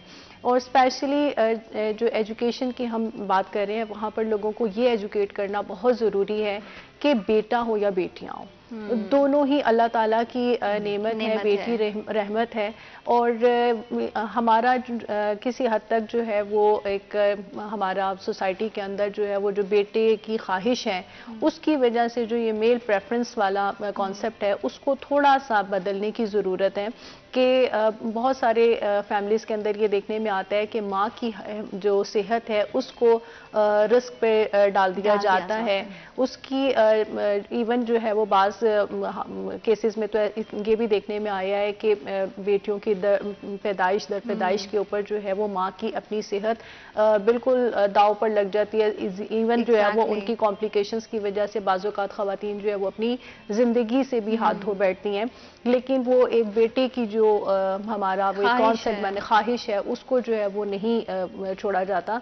तो यहाँ पर लोगों को ये एजुकेट करने की ज़रूरत है कि जब अल्लाह ताला ने आपको बेटियों से नवाजा है आप उनकी बेहतरीन तालीम उनको दीजिए, उनकी बेहतरीन परवरिश कीजिए, और उनको भी अगर आप वही कॉन्फिडेंस देते हैं तो ये बेटियां आपके लिए वही जो है वो अच्छा मुकाम पैदा कर सकती हैं, आपका नाम रोशन कर सकती हैं जैसा कि आपके बेटे कर सकते हैं। तो यहाँ पर हमें अपनी सोच बदलने की ज़रूरत है। जैसे मैंने आपसे कहा था कि अगर हम थोड़ा सा अपनी सोच को पॉजिटिव वे में ले जाते हैं तो हम उसके जो आपको रिजल्ट्स हैं वो भी पॉजिटिव मिलना शुरू हो जाते हैं। बिल्कुल, क्योंकि इसमें पूरी सोसाइटी का कंट्रीब्यूशन होना चाहिए।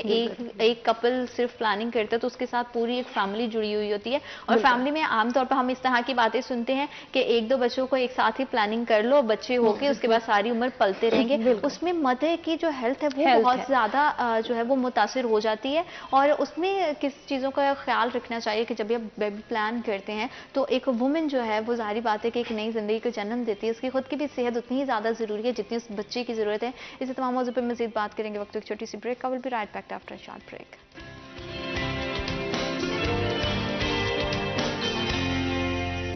Welcome back after short break. आप देख रहे हैं सिटी एट 10 और बढ़ती हुई आबादी जो है वो एक बहुत बड़ा मसला है, क्योंकि जैसे जैसे आबादी बढ़ती है उसी तनासब से जो है वो मसाइल भी जन्म लेते हैं। तालीम का मसला हो, सेहत का मसला हो, सबसे ज़्यादा इंपॉर्टेंट ये होता है कि आप सेहतमंद हो। जब एक औरत एक बच्चे को जन्म देती है तो उसकी सेहत बहुत ज़्यादा इंपॉर्टेंट है। तो खुदारा उन ख़वातीन का ख्याल कीजिए जो बच्चों को जन्म देती हैं, क्योंकि हमारे यहाँ बहुत ही एक मिसकंसेप्शन है कि 1 2 3 जितने भी बच्चे प्लान करने एक ही साथ कर लें, फिर उनकी परवरिश होती रहेगी। उसमें हम अपनी ख़वातीन की जो अपनी वाइफ्स हैं उनकी जो सेहत को है वो बहुत ज़्यादा निगलेक्ट कर देते हैं। उनकी सेहत कितनी ज़्यादा ज़रूरी है और किस तरह से प्लानिंग जो है वो आपकी ज़िंदगी को मज़ीद मौसर और मज़ीद खूबसूरत बना सकती है, इसी हवाले से मज़ीद बात करेंगे। डॉक्टर साहब, जैसे कि प्लानिंग के हवाले से आपने बात की है, तो इसमें मदर्स की हेल्थ के हवाले से ज़ाहिर बात है कि हर बॉडी डिफरेंट तरह से रिस्पॉन्ड करती है, तो कितना एक औरत को जो है वो खुद की डाइट का ख्याल रखना चाहिए, और क्या इस हवाले से भी आप जो है वो लोगों को एजुकेट करती हैं कि वो किस तरह से अपना लाइफस्टाइल करें ताकि उनकी जो बॉडी के अंदर जाहिर बात है कि एक मेजर चेंज आता है उसको वो रिकवर कर सकें? अच्छा, मैं ये थोड़ा सा यहाँ पे बताना चाहती हूँ कि पाकिस्तान में अभी भी आज इतने डेवलप्ड दौर में भी 186 माएँ पर 100,000 लाइफ बर्थ डेथ होती है रोजाना अभी भी। और उसकी जो मेन कॉज ऑफ डेथ है वो ड्यूरिंग डिलीवरी जो ब्लड लॉस होता है वो उसकी कॉज ऑफ डेथ है, कॉम्प्लिकेशंस हैं। तो वो 186 पर 1000 लाइफ बर्थ का मतलब है कि एक जहाज माओ का भरा हुआ हम रोज गिरा रहे हैं पाकिस्तान में। आप देखें कि कभी खुदा न खास्ता जब ऐसा हादसा होता है तो हम पूरी नेशन एक सैड हो जाती है ना कि जहाज गिर गया, बहुत डेथ्स हो गई। तो हम इस तरफ क्यों नहीं आ रहे कि हम इतनी माएँ रोजाना गिरा रहे हैं, यानी एक जहाज भरा हुआ माओ का गिर रहा है। उस फैमिली का क्या होगा जिस घर में माँ ही नहीं है? वो जो बच्चा अभी न्यू बॉर्न है जिसने अपनी माँ को देखा ही नहीं, उसकी माँ की डेथ हो गई है, उसका ब्रॉटअप कैसे होगा? जो उस औरत के पहले से बच्चे मौजूद हैं उनका ब्रॉटअप कैसे होगा? तो ये सारी चीजें जानने इसलिए जरूरी है कि अपनी माओं की सेहत इम्प्रूव करें। वो सिर्फ ये नहीं है कि बच्चे पैदा कर रही हैं, घर संभाल रही हैं, उनकी अपनी हेल्थ बहुत जरूरी है। और इस हवाले से हम लोग रूटीन में सेशंस कंडक्ट करते रहते हैं अवेयरनेस के लिए, पब्लिक के लिए मुख्तलिफ जगहों पे।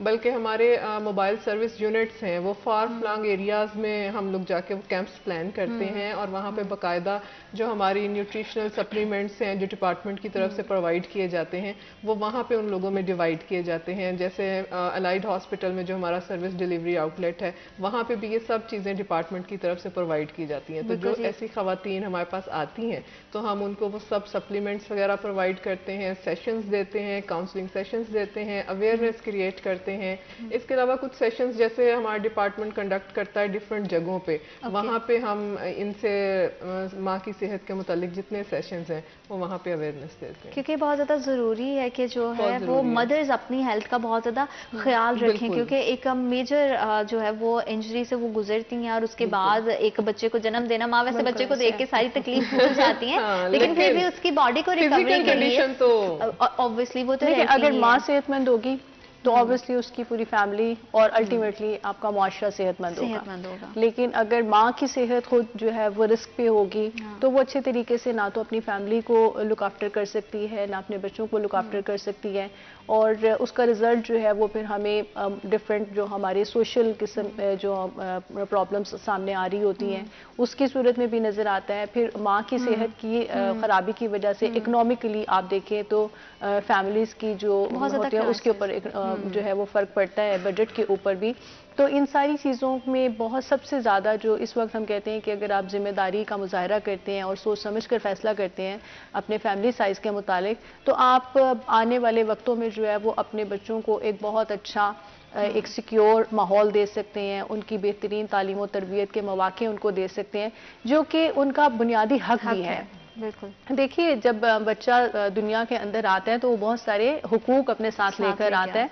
तो जब हम बच्चों से फ़राइज़ पूरा करने की एक्सपेक्टेशंस कर रहे होते हैं कि ये बच्चे बड़े होकर हमारे साथ ये अच्छा वो करेंगे, तो उसके लिए बहुत ज़रूरी है कि पहले आपने उन्हें उनके हुकूक फराहम किए हों, क्योंकि ये भी एक तवाज़ुन है। जैसे हम बात कर रहे हैं तवाज़ुन की, तो हमारा जो इस वक्त जो फोकस है वो पॉपुलेशन वेलफेयर डिपार्टमेंट का वो बैलेंस के ऊपर है कि हमारे रिसोर्सेज में और हमारे जो फैमिली साइज है, जो हमारा आबादी है, उसके अंदर तवाज़ुन होना चाहिए, बैलेंस होना चाहिए, और फिर ही हम कहीं एक खुशहाल माशरे का ख्वाब जो है वो देख सकते हैं। और मुझे लगता है कि हमारी सोसाइटी में जो चाइल्ड लेबर इतना ज्यादा बढ़ रहा है वो इसके पीछे की बहुत बड़ी वजह है, क्योंकि बच्चों को हम पैदा कर लेते हैं, रिसोर्सेज है नहीं है, फिर वही बच्चे जिनकी एज है वो तमाम चीजों को एंजॉय करने की अपना बचपन कहीं ना कहीं उनका जो है ना वो खो के रह जाता है। तो उस वजह से हमारे यहाँ जो है ना माशरे में चाइल्ड लेबर की रेशो भी बहुत ज्यादा बढ़ रही है। वो हमारा एक कॉन्सेप्ट है ना कि बहुत सारे लोगों के अंदर ये, और जो स्पेशली जहाँ पर अवेयरनेस की कमी है कि जितने ज़्यादा हाथ होंगे उतने ज़्यादा कमा कर लाएंगे। Exactly. तो ये चीज़ जो है वो हमारे बहुत ज़्यादा ज़रूरी है। और अगर स्पेशली बात की जाए आपके डिपार्टमेंट की, पॉपुलेशन डिपार्टमेंट की, तो किस तरह की आपके कोई हेल्पलाइन है जहाँ से लोग इस तरह से अगर घर बैठे वो इसलिए किसी भी तरह की अवेयरनेस लेना चाहते हैं, या कैंपेन्स हम किन प्लेटफॉर्म्स के थ्रू कर रही हैं ताकि लोग ज़्यादा से ज़्यादा इस चीज़ को जानें कि फैमिली प्लानिंग कितनी ज़्यादा ज़रूरी है और पॉपुलेशन को कंट्रोल करना कितना ज़रूरी है? हमारी एक डिपार्टमेंटल हेल्पलाइन है, बिल्कुल फ्री, और उसका नंबर जो है वो मैं अवाम-उन्नास तक जो है वो ज़रूर आपके प्रोग्राम के थ्रू पहुँचाना चाहूँगी, 0800-793। तो इसके ऊपर कॉल कीजिए, फ्री है, और वहाँ पर हमारी एक्सपर्टीज़ जो है वो आपको राय जो है वो दी जाती है, और किसी भी फैमिली प्लानिंग से रिलेटेड या माँ या बच्चे की सेहत के हवाले से कोई भी आप गाइडेंस लेना चाहें तो ये इस नंबर से जो है वो आपको गाइडेंस प्रोवाइड की जाती है। बिल्कुल। और अगर हम फैसलाबाद की स्पेशली बात करें तो यहाँ पे हमारे पास डॉक्टर साहब किस तरह की फैसिलिटीज़ मौजूद हैं जब फैमिली प्लानिंग के हवाले से हम बात करते हैं? तो जी, फैसलाबाद के हवाले से अल्हम्दुलिल्लाह जितने भी कॉन्ट्रासेप्टिव मेथड्स पाकिस्तान में हैं वो फैसलाबाद में भी अवेलेबल हैं, जिसमें मॉडर्न कॉन्ट्रासेप्टिव्स में पिल्स हैं, इंजेक्टेबल्स हैं, एक नई टेक्निक है सबडर्मल इम्प्लांट्स हैं वो अवेलेबल हैं, इसके अलावा IUCDs हैं, बैरियर मेथड्स हैं, यानी a lot of varieties available. अगर कोई इंटरेस्टेड हो तो वो इन आउटलेट्स को हमारे अलाइड में DHQ में विजिट करें, फ्री ऑफ कॉस्ट है, और वहाँ पे पूरी टेक्निकल टीम बैठी है उनकी गाइडेंस के लिए। अच्छा, मैं इसमें जो है वो ऐड करना चाहूँगी कि डिस्ट्रिक्ट फैसलाबाद के हवाले से जब हम बात कर रहे हैं स्पेशली, तो हमारे डिस्ट्रिक्ट फैसलाबाद में जो है वो 87 फैमिली वेलफेयर सेंटर, फलाही मराकज़ भी कहते हैं, और यहाँ पर फलाही मराकज़ में जो है वो यही फ्री ऑफ कॉस्ट सर्विसेज वहाँ पर दी जाती हैं। इसी तरह से तमाम जो हमारे THQ हॉस्पिटल्स हैं वहाँ पर हमारे FHCs फैमिली हेल्थ क्लिनिक्स कायम किए गए हैं, जहाँ पर हमारे परमानेंट और टेम्परेरी दोनों फैमिली प्लानिंग के मेथड्स जो हैं वो प्रोवाइड किए जाते हैं। इसके अलावा हमारे मोबाइल फैमिली हेल्थ यूनिट्स हैं, जहाँ जो ऐसे एरियाज़ के अंदर जाकर काम करते हैं और डोर स्टेप के ऊपर सर्विसेज प्रोवाइड करते हैं फैमिली प्लानिंग की और जनरल एलिमेंट की भी, इवन जो जहां पर कोई और हेल्थ फैसिलिटी नहीं होती, यानी वहां पर कोई BHU नहीं है, कोई फैमिली वेलफेयर सेंटर नहीं है, कोई हॉस्पिटल नहीं है, बिल्कुल ऐसे है, तो वहां पर हमारी जो है वो मोबाइल वैन जाती है, और हम जो है वो 6 मोबाइल यूनिट्स इस वक्त हमारे हर तहसील में, यानी फैसलाबाद की हर तहसील में एक मोबाइल यूनिट काम कर रहा है और फंक्शनल है, और उसको हेड भी जो है वो हमारी एक डॉक्टर कर रही होती है, यानी और जो हमारी मोबाइल वैन है वो फुली इक्विप्ड होती है, यानी उसमें इंसर्शन टेबल, उसमें इंस्ट्रूमेंट्स, उसके अंदर मतलब आप देखिए तो पूरा एक वो यूनिट आपको जो है वो मिलता है जो उस मोबाइल वैन के अंदर है। और वो परमानेंट उन्हीं एरियाज में है या इसके लिए कुछ टाइम ड्यूरेशन जो है वो फिक्स? नहीं, वो मूव करती है, मूव करती रहती है, यानी वो वापस जब सर्विसेज प्रोवाइड कर देती है तो फिर वो वापस अपने फैमिली हेल्थ क्लिनिक में आकर वो वैन वापस आ जाती है, और उसके बाद वो नेक्स्ट डे फिर जी बिल्कुल वो स्केड्यूल के मुताबिक जो है वो हमने डिफरेंट एरियाज जो है वो आइडेंटिफाई किए होते हैं कि इस जगह पर जो है वो इतनी पॉपुलेशन है, इतनी अनसर्व्ड है, और अनकवर्ड है तो यहाँ पर जाकर हमने फैमिली प्लानिंग कैंप करना है, तो वहाँ पर जाकर हम डोर स्टेप के ऊपर उनको वो फैसिलिटीज़ प्रोवाइड करते हैं। बिल्कुल ठीक है। जब डिपार्टमेंट इतनी ज़्यादा जो है वो काविशें कर रहा है तो लोगों को भी समझने की ज़रूरत है, और अगर अब हम नहीं समझेंगे तो शायद आने वाले टाइम में हम अपने बच्चों को जो है वो उस तरह से बेहतर मुस्तकबिल नहीं दे सकते हैं। मज़ीद इस हवाले से बात करेंगे वक्त एक छोटी सी ब्रेक का। Will be right back after a short break.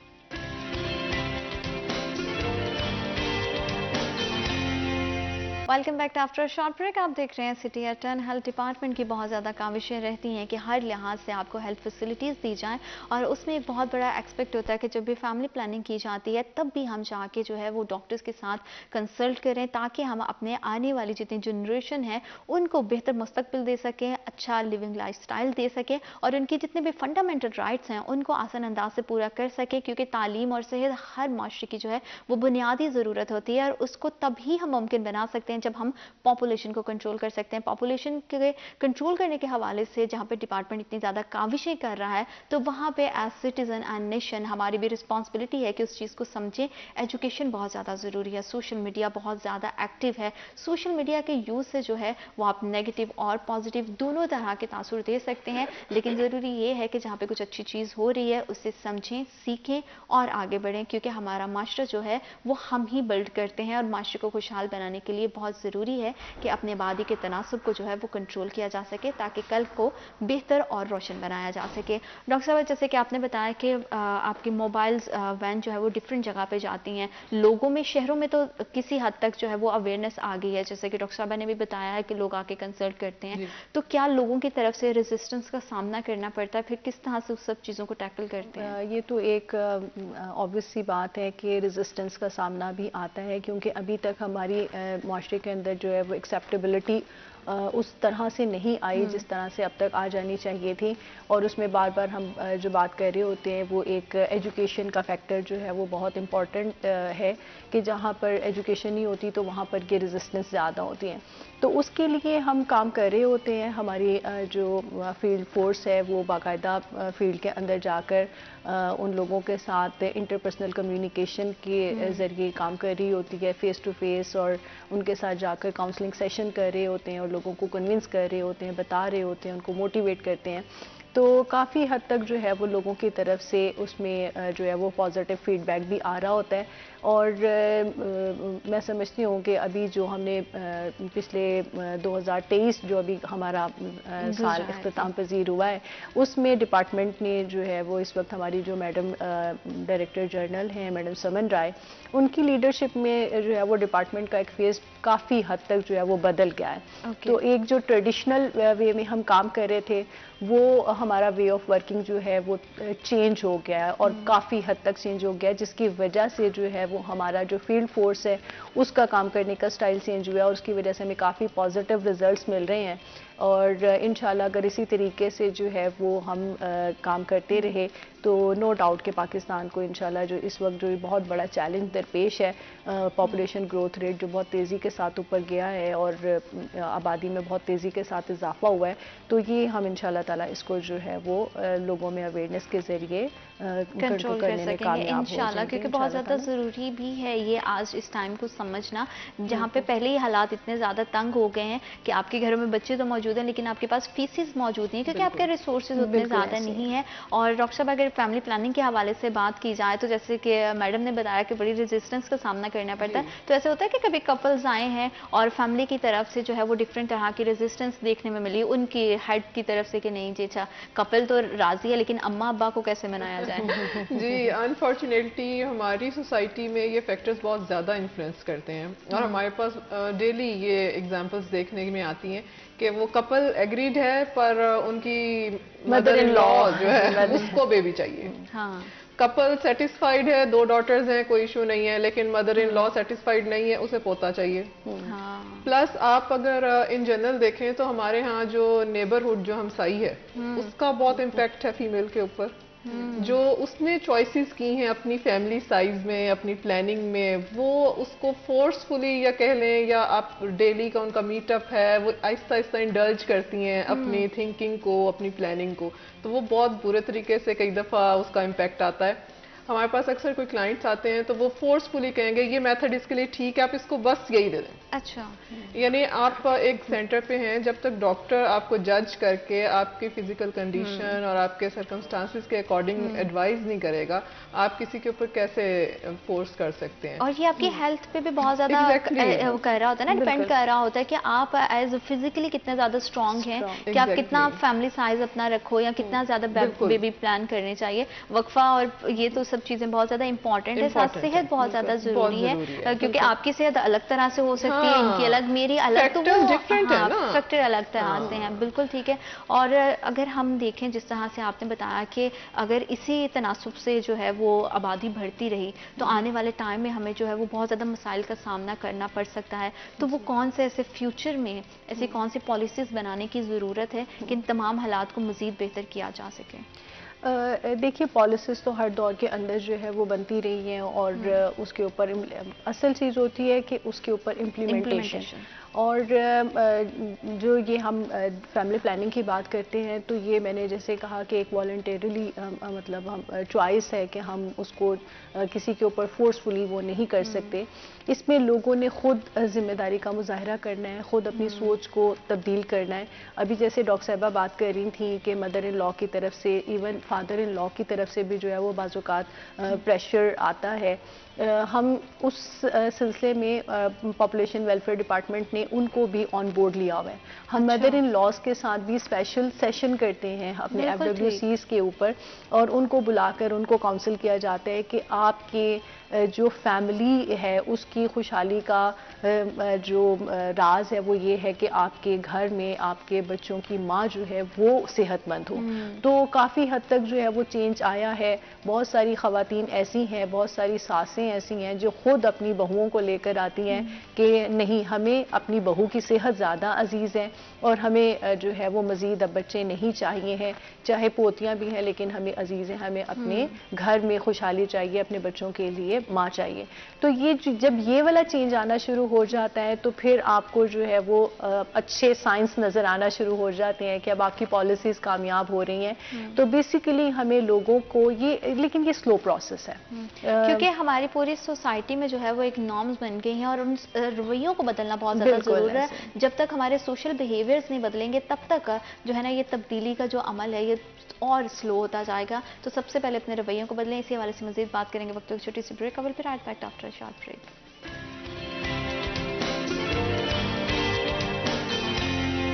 Welcome back to after a short break. आप देख रहे हैं सिटी एट 10। पॉपुलेशन कंट्रोल करने के हवाले से बहुत ज़्यादा ज़रूरी है कि हम जितनी भी अवेयरनेस कैंपेन्स करते हैं उससे हम अपनी सोसाइटी में अगर चेंज लाना चाहते हैं तो हमें अपने सोशल बिहेवियर्स को चेंज करने की ज़रूरत है। सिर्फ मियाँ बीवी को समझने की ज़रूरत नहीं है कि उनको फैमिली का साइज़ कितना रखना है, कितने बेबीज़ को प्लान करना है। साथ ही साथ जो घर के बाकी अफराद हैं जैसे कि मदर इन लॉ है, फादर इन लॉ है, या अगर कहीं पर भी दोनों की तरफ से दोनों फैमिलीज़ का प्रेशर है तो वो भी खुदा इस चीज़ को समझें कि उस कपल की मेडिकल कंडीशन क्या है और किस तरह से जो है वो एक नई ज़िंदगी को जब आप दुनिया में लेकर आते हैं तो उसके राइट्स को पूरा करना बहुत ज़्यादा ज़रूरी हो जाता है। तो सोशल बिहेवियर कितना अहम किरदार अदा कर सकते हैं, इसी हवाले से मज़ीद बात करेंगे। डॉक्टर साहब, जब लोग आपके पास आते हैं तो जाहिर बात है कि रेजिस्टेंस भी है, एक्सेप्टेंस भी है, लेकिन सोशल बिहेवियर की अगर बात करें, जैसे कि ब्रेक से पहले मैम भी बात कर रही थी, उनका चेंज होना कितना ज़्यादा ज़रूरी है? सोशल बिहेवियर आपने देखा है आजकल बहुत ज़्यादा इन्फ्लुएंस है सोशल बिहेवियर का, और जब तक हम उसको एड्रेस नहीं करेंगे, उस पर बात नहीं करेंगे, या आप अब वो दौर है कि आप उससे छुप के नहीं बैठ सकते। आपको पता है आपकी नई जनरेशन सब सोशल मीडिया के ऊपर है और वो इन्फ्लुएंस कर रहा है उनके बिहेवियर्स को, और वो ये बहुत अर्ली स्टेज ऑफ लाइफ से स्टार्ट हो रहा है। अब ये नहीं है कि आप उनके एडल्ट होने का वेट करेंगे, फिर उनकी काउंसलिंग करेंगे, फिर शायद वो ग्रूम हो जाए। नो, अब ये है कि वो बहुत अर्ली स्टेज ऑफ लाइफ से वो खुद ही से सीख रहे हैं अपने सोशल जितने बिहेवियर्स हैं, उन्होंने इंटरेक्ट कैसे करना है, उन्होंने डिसीजंस कैसे लेने हैं। आपने देखा होगा कि अब जनरेशन गैप की वजह से हमारी जनरेशन में और जो नई जनरेशन में उसमें बहुत ज़्यादा डिफरेंस है। वो अपने डिसीजंस अभी से लेते हैं। हमें डिसीजन लेने के लिए गाइड किया जाता था कि अच्छा ये ऐसा है, लेकिन वो सोशल इन्फ्लुएंसेस की वजह से कह लें या शायद उनका एक्सपोजर जो है वो ज़्यादा है हमसे, वो अभी से अपने डिसीजंस लेते हैं। तो सोशल बिहेवियर को एड्रेस करना, उसमें चेंजेस लाना आज के दौर के लिए बहुत ज़रूरी है अगर हम अपनी नेक्स्ट जनरेशन को सेव करना चाहते हैं। जो हमारे पॉपुलेशन के इम्पैक्ट्स हैं, जैसे पानी की जंग कहते हैं, अगली नई वॉर जो है वो वाटर वॉर होगी, तो उससे अगर सेव करना है तो वो अभी से हमें नई जनरेशन को सोशली इन्फ्लुएंस करके हमें उसको सेव करना पड़ेगा। अनएम्प्लॉयमेंट से बचाना होगा। एक पॉपुलेशन बॉम्ब रेडी है जो रेडी टू एक्सप्लोड है बस पाकिस्तान में, कि वो एक्सप्लोड होगा। और हमारे पास आप देखें एम्प्लॉयमेंट अभी से देख लें क्या सिचुएशन है, ये नेक्स्ट जाके कैसे हम इसमें सरवाइव करेंगे। हमारे जो नई जनरेशन अभी इतनी एक लॉट पड़ी है जो एजुकेशन कंप्लीट करके सिर्फ जॉब्स के लिए वेट कर रही है। हमें इस ट्रेंड को चेंज करना पड़ेगा। हमें जॉब्स के ट्रेंड से निकल के एंटरप्रेन्योरशिप पे आना पड़ेगा। उनको स्किल्स देने होंगे। इसी तरह उनको फैमिली प्लानिंग के साइज के मुताबिक कैसे लेके चलें, अपने रिसोर्सेज के मुताबिक उनको गाइड करना होगा। अच्छा, प्लस हमारे डिपार्टमेंट का एक बहुत अच्छा स्टेप पिछले साल में रहा कि सोशल मीडिया के ऊपर फोकस बहुत ज़्यादा रहा। और ये मेरा ख्याल है फर्स्ट टाइम हिस्ट्री में हुआ है कि हमारा डिपार्टमेंट इतना फोकस्ड है मैडम डीजी की उसमें रहनुमाई में। और लेकिन उसका इम्पैक्ट ये है कि अब लोग हमसे खुद कांटेक्ट करते हैं। पहले ये कॉन्सेप्ट था कि शायद पॉपुलेशन जो है ना वो एक गवर्नमेंट का है जिम्मेदारी जो पीछे पीछे भाग रहे हैं लोगों के अपने साइज प्लान करें, फैमिली साइज प्लान करें। लेकिन अब ये कॉन्सेप्ट चेंज हो रहा है। लोग खुद ही सोशल मीडिया के थ्रू, हमारी जो हेल्पलाइन है उसके थ्रू, मोबाइल सर्विस यूनिट्स के थ्रू, सर्विस डिलीवरी आउटलेट्स में खुद से आते हैं, कपल्स आते हैं, नई जनरेशन आती है और वो हमारे सारे मेथड्स और काउंसलिंग और अवेयरनेस से हमसे आके खुद डिटेल में लेते हैं। क्योंकि जैसे आपने बात की ना कि तालीम की, अनएम्प्लॉयमेंट की, तो हमारे यहाँ जो अभी बच्चे जो परवान चढ़ रहे हैं उनके लिए बहुत मुश्किल एजुकेशन हो गई है। एम्प्लॉयमेंट तो फिर एक नेक्स्ट स्टेप है ना कि जिन्होंने एजुकेशन कंप्लीट कर ली। लेकिन हमने पिछले कुछ सालों में देखा है कि लोगों के लिए तालीम बहुत ज़्यादा मुश्किल हो गई है। और इसी तरह के और कौन से मसाइल हैं जिनका सामना पाकिस्तान को हो सकता है अगर पॉपुलेशन को कंट्रोल नहीं किया गया? देखिए, अगर आप किसी भी मसले को उठाकर देख लें तो जो आपको उसकी रूट कॉज है वो पॉपुलेशन ही मिलेगी। चाहे वो आप देख लीजिए, इस वक्त हमें जो हेल्थ फैसिलिटीज़ हैं, गवर्नमेंट अपनी तरफ से बहुत कोशिश करती है, हर साल हेल्थ फैसिलिटीज़ में इजाफा हो रहा होता है, लेकिन पॉपुलेशन का एक रिला आता है और वो की हुई सारी आपकी जितनी भी कोशिशें होती हैं, जितना भी आपने अपग्रेडेशन की होती है, वो नाकाफ़ी साबित हो जाती है।